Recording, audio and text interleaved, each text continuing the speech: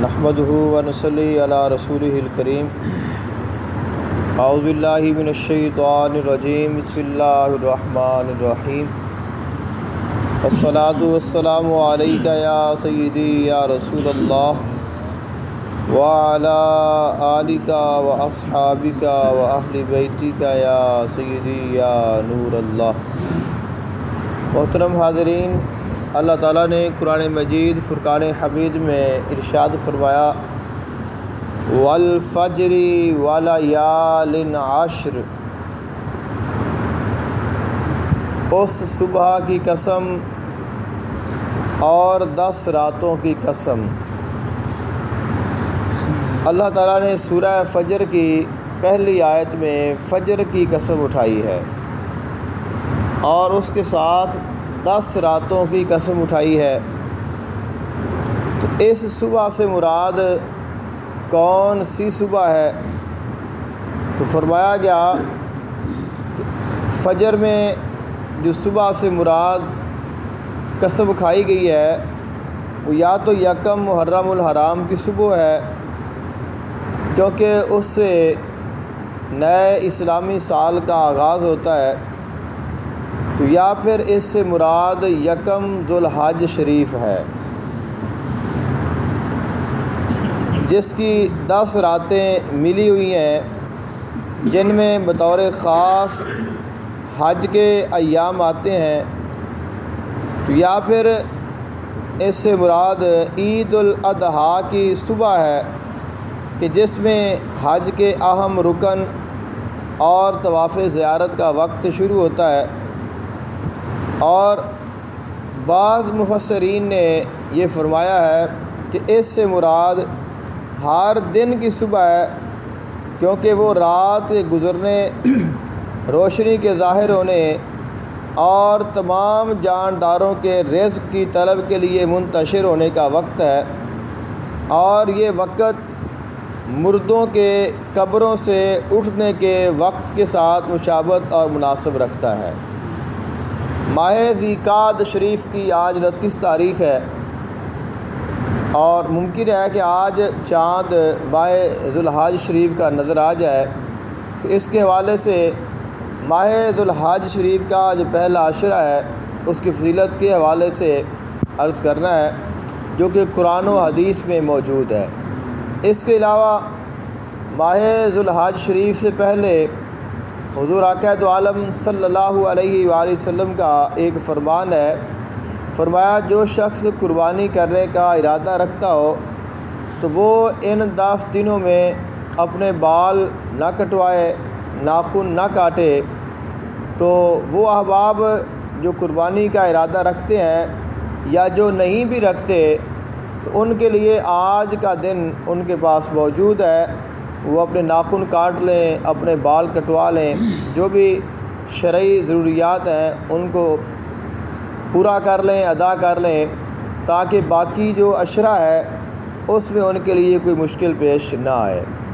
تو اگر یہ ایک مستحب عمل ہے اور یہ سنت عمل ہے، یہ واجب نہیں ہے، فرض نہیں ہے، ضروری نہیں ہے، اس میں ثواب ہے، فضیلت ہے، سعادت ہے، لیکن اگر کوئی ایسا شخص جو کسی وجہ سے بال نہیں کاٹ سکا، ناخن نہیں کاٹ سکا، اور اب اس کے ناخن بڑھ گئے ہیں، یا جو ضروری بال ہیں وہ اتارنے والے ہیں وہ نہیں اتار سکا، تو اس کے لیے رعایت ہے کہ وہ ان دنوں میں بال بھی کاٹ سکتا ہے، اتار سکتا ہے، ناخن بھی کاٹ سکتا ہے۔ لیکن اگر کوئی شخص نہیں کاٹے گا تو اللہ تعالیٰ اسے نیکی کے طور پر اپنی بارگاہ میں قبول فرمائے گا۔ تو یہ جو سورہ فجر ہے قرآن مجید فرقان حمید کی، اس میں اللہ تعالیٰ نے فجر کی قسم کھائی ہے اور 10 راتوں کی قسم کھائی ہے۔ تو فجر سے مراد ہر فجر بھی ہے، اس لیے ہر فجر ہی بہت لازمی ہے، بہت اہم ہے۔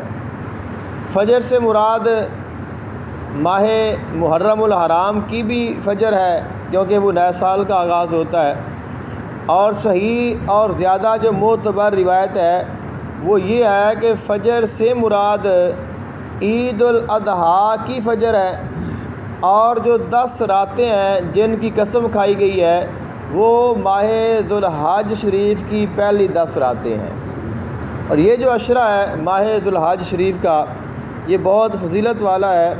حضرت عبداللہ بن عباس رضی اللہ تعالی عنہ آپ بھی یہی ارشاد فرماتے ہیں کہ یہ جو فجر اور 10 راتیں ہیں یہ 10 راتیں ماہ ذوالحج شریف کی پہلی 10 راتیں ہیں، اور جو فجر ہے یہ عید الاضحیٰ کی فجر کی قسم اٹھائی گئی ہے جو خالق کائنات نے سورہ فجر میں ارشاد فرمائی ہے۔ اور اس کو ماہ ذوالحج شریف کے پہلے عشرے کو بہت سارے فضائل حاصل ہیں، کیونکہ اس میں بہت ساری نیکیاں کی جاتی ہیں، بہت سارے ارکان ادا کیے جاتے ہیں۔ حضرت عبداللہ بن عباس رضی اللہ تعالی عنہ آپ فرماتے ہیں نبی اکرم صلی اللہ علیہ وآلہ وسلم نے ارشاد فرمایا اللہ تعالیٰ کے نزدیک ان 10 دنوں کے مقابلے میں کسی دن کا عمل زیادہ محبوب نہیں۔ صحابہ کرام رضوان اللہ تعالی علیہ مجمعین نے عرض کی یا رسول اللہ صلی اللہ علیہ وسلم کیا اللہ تعالیٰ کے راستے میں جہاد بھی نہیں؟ ارشاد فرمایا ہاں جہاد بھی نہیں، البتہ وہ شخص جو اپنی جان اور مال کے ساتھ اللہ تعالیٰ کی راہ میں نکلا اور پھر ان میں سے کسی چیز کے ساتھ واپس نہ آیا، یعنی وہ شہید ہو گیا، تو یہ جو شہادت والا عمل ہے یہ اس کا اس سے زیادہ فضیلت والا ہے۔ وگرنہ جتنے بھی اعمال کیے جاتے ہیں ان سب میں جو اللہ تعالیٰ کی بارگاہ میں محبوب اعمال ہیں وہ ماہ ذوالحج شریف کے پہلے عشرے کے ہیں۔ حضرت ابو ہریرہ رضی اللہ تعالیٰ عنہ سے روایت ہے رسول کریم صلی اللہ علیہ وآلہ وسلم نے ارشاد فرمایا جن دنوں میں اللہ تعالیٰ کی عبادت کی جاتی ہے ان میں سے کوئی دن ذوالحج شریف کے 10 دنوں سے زیادہ پسندیدہ نہیں۔ ان میں سے ممنوع دنوں کے علاوہ ہر دن کا روزہ 1 سال کے روزوں اور ہر رات کا قیام لیلۃ القدر کے قیام کے برابر ہے۔ 10 ذوالحج شریف کے دن کا روزہ ہم نہیں رکھ سکتے، اس کے علاوہ جو پہلے 9 دن ہیں ان کا روزہ رکھا جا سکتا ہے، اور اگر اللہ تعالیٰ ہمت اور توفیق عطا فرمائے تو ان دنوں میں روزہ کی بہت فضیلت ہے۔ اور یہ ترمذی شریف کی حدیث پاک ہے، کتاب الصوم ہے۔ آقا علیہ الصلوۃ والسلام نے فرمایا کہ 1 سال کے روزے کے برابر ماہ ذوالحج شریف کا ایک روزہ ہے۔ اور ایسے ہی اگر اس کی رات کو قیام کیا جائے، شب بیداری کی جائے، عبادت کی جائے، اللہ تعالیٰ توفیق عطا فرمائے تو یہ ایسے ہی ہے کہ جیسے لیلۃ القدر میں عبادت کی گئی ہے۔ تو اللہ تعالیٰ نے اس عشرے کو بہت بڑی فضیلت عطا فرمائی ہے۔ حضور اقدس عالم صلی اللہ علیہ وآلہ وسلم نے ارشاد فرمایا ماہ ذوالحج شریف کا جو عشرہ ہے اس میں کون سا عمل کرنا چاہیے، کیا پڑھنا چاہیے؟ آقا علیہ الصلوۃ والسلام نے ارشاد فرمایا قال ما من ایام اعظم عند اللہ ولا احب الیہ من الاعمال فیہن من هذه الایام العشر۔ فرمایا عشرہ ذوالحج شریف سے بڑھ کر کوئی دن اللہ تعالیٰ کی نگاہوں میں معظم نہیں، اور نہ ہی ان کے علاوہ کسی اور دن کے اعمال اتنے زیادہ پسند ہیں، اس لیے ان دنوں میں فَأَكْثِرُوا فِيهِنَّ مِنَ التَّهْلِيلِ وَالتَّكْبِيرِ وَالتَّحْمِيدِ۔ آقا علیہ الصلوۃ والسلام نے فرمایا لہٰذا ان دنوں میں تحلیل، تکبیر اور تحمید کی کثرت کیا کرو۔ اب تکبیر کیا ہے، تحلیل کیا ہے، تحمید کیا ہے؟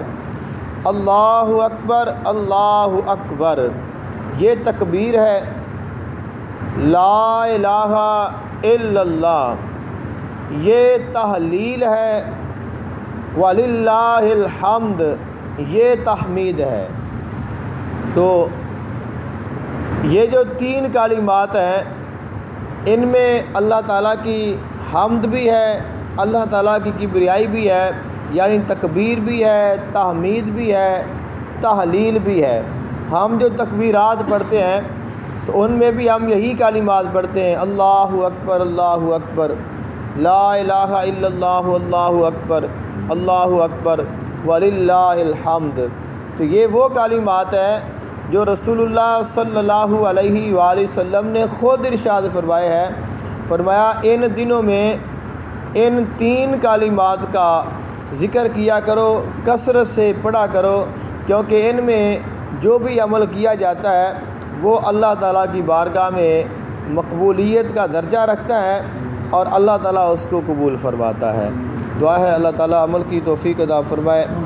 افضل ذکر لا الہ